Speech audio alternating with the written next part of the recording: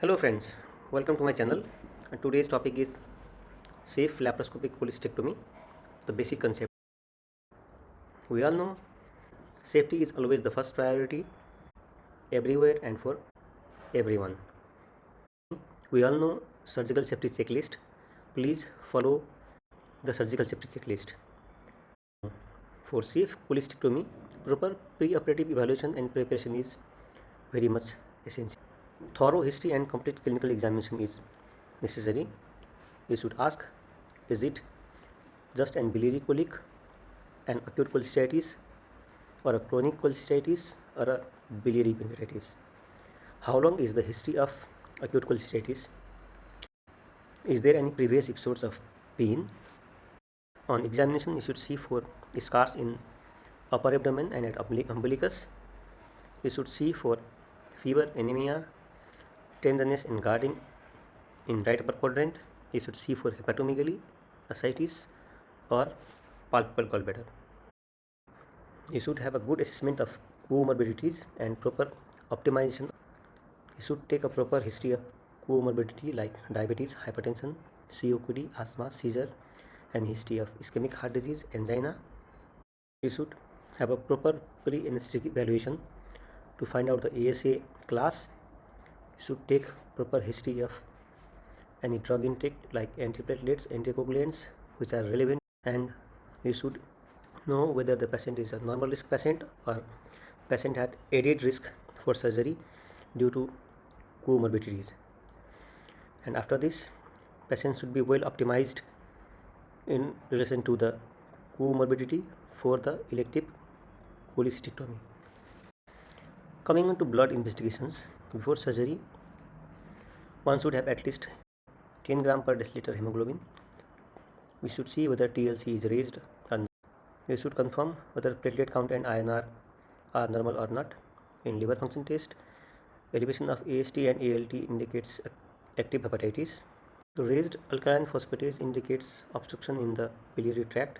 You should see for CVD diameter and CVD stones in ultrasound carefully. You should also confirm the viral markers.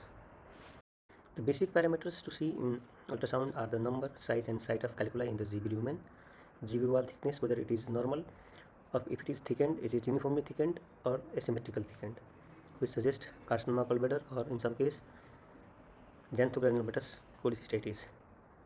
You should see for any pericholecystic fluid suggestive of acute cholecystitis. We should see whether GB is distended or normal. If it is densely overdistended, it suggests mucocele or pyocele depending on clinical finding. Whether GB is in normal position or not has to be confirmed. Rarely you may find left-sided gallbladder or intrahepatic gallbladder embedded into liver parenchyma. You should also see whether liver is normal in size, ecotexture and shape, meaning by it is not cirrhotic. You should also see any other features of portal hypertension or cirrhotic liver. You should also confirm normal CVD diameter and no evidence of intrahepatic biliary radical dilatation, and to rule out Mersey syndrome. You should anticipate difficulty pre-operatively. So if you are prepared, then you can handle the situation intraoperatively. You should be prepared with all necessary equipments necessary for handling such difficult situations. Trolley with open surgical instruments should be ready in case of conversion. If facility is available, you should be ready with on-table cholangiography or firefly technique. You should have a senior colleague or a SPB surgeon in case you need help during difficult intraoperative situation. Talking something about proper written informed consent. Proper communication with the patient and proper consent avoids unnecessary medico-legal litigations. Consent should be voluntary in the language patient understands the best. You should explain the procedure in detail, alternate options, chances of conversion to open.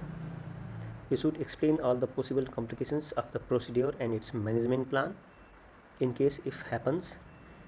You should also explain chances of biliary leak or possible injury and its management.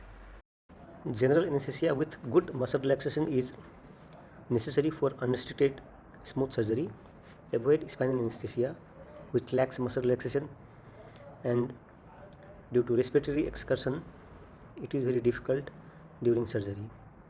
You should also put a Riles tube to decompress stomach for creating a safe space for safe dissection and to avoid inadvertent injury to adjacent organs and stomach itself.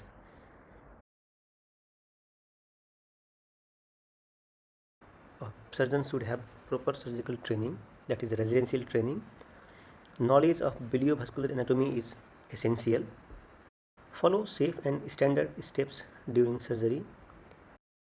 Follow a proper pneumoperitoneum creation technique to insert the first trocar to avoid inadvertent injury to bowel. Put aside your ego. Do not hesitate to convert to open in difficult situation. Speed of surgery is not the priority. Nobody will ask how fast did you do the surgery when you land up with complication. Follow bailout options in case of difficult situation and do not hesitate to call your senior. Finally, it's the surgeon who should practice safe surgical practice and who should ensure safety for the patient. It's not the supporting system and instruments only. You know, even in the best and safest, luxurious car, people have died in accident. It's not because of the lack of safety in the car itself, but due to a unsafe driver. Now coming into some tips of safe laparoscopic surgery. You should mastery in a technique and follow the same technique of pneumoperitoneum creation for first port insertion, because majority of the complications and mishaps occur during this step. Never put the first port at the site of scar. Use alternate sites like Palmer's point instead of umbilicus in such situation. When in doubt of injury during the first port insertion, confirm properly by inserting the telescope from the other port. Do not overlook or ignore in such situation. Lastly, avoid injury to bowel while closing the 10 mm port site sheath at the end of surgery. A whole safe surgery might be ruined at this moment, so you should be careful at each step of surgery. Coming into instruments, for a safe surgery, you should have a perfect working standard laparoscopic set. You should have a 30-degree telescope for a better surgical experience. Always work under good vision. Clean the camera whenever required. Use well insulated instrument shafts and always check for lateral injury, lateral spread of current. Remember, injury in laparoscopic surgery are mostly not under vision, so you should have a great suspicion and you should confirm if you have a doubt at the same moment rather than ignoring it and suffering in the post-operative period. Now some tips for dissection and electrocautery. Take small bits of tissue at a time. Coagulate thin fibers or peritoneum at a time. Always hug the gallbladder. Use cautery on the surface of GB to avoid injury to adjacent organs. Leave the cystic plate with the liver. If you go deep to the cystic plate, you will have a torrential bleeding from the liver surface. Use only one gauze at a time to clear the surgical field if necessary. Remove one gauze and put the next one so that the gauze count remains very clear. Clip and divide the cystic artery first, because if you clip the duct and divide it first, the chances of a bulging artery are more and you will lose the chance to effectively ligate and divide the artery, causing unnecessary troubles. During callous dissection, you may use Maryland or electrocautery hook depending on your experience or choice. Avoid unnecessary electrocautery in calloused triangle. Do not coagulate or cut any tubular structure. Do not keep dissecting in the bloody field. Keep clearing with the help of suction or a gauze. Gauze compression is better method of achieving hemostasis, not the electrocautery. Unnecessary use of electrocautery in calloused triangle may cause lateral thermal injury to bile duct, which will present as a stricture later on. Keep the tip of the cautery hook anteriorly to prevent inadvertent injury to the surrounding organs. Confirm hemostasis before complete detachment of GB of the liver, because if there is any bleeding points, you can coagulate at the same time while you have a good traction due to GB attachment. Extract the gallbladder out in a plastic bag.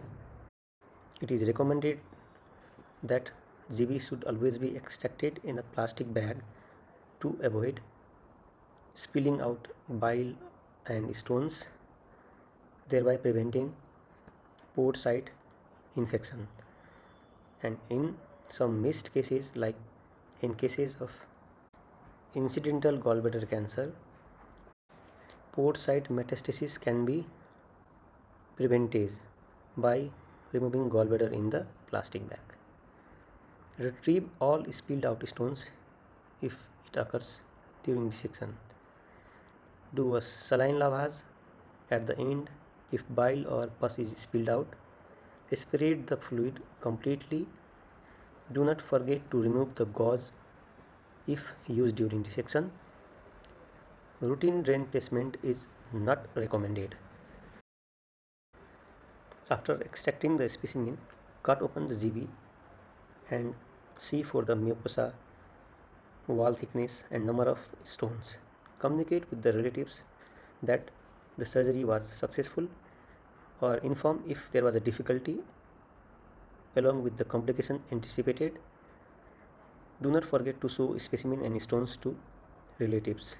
Send the sample for histopathological examination.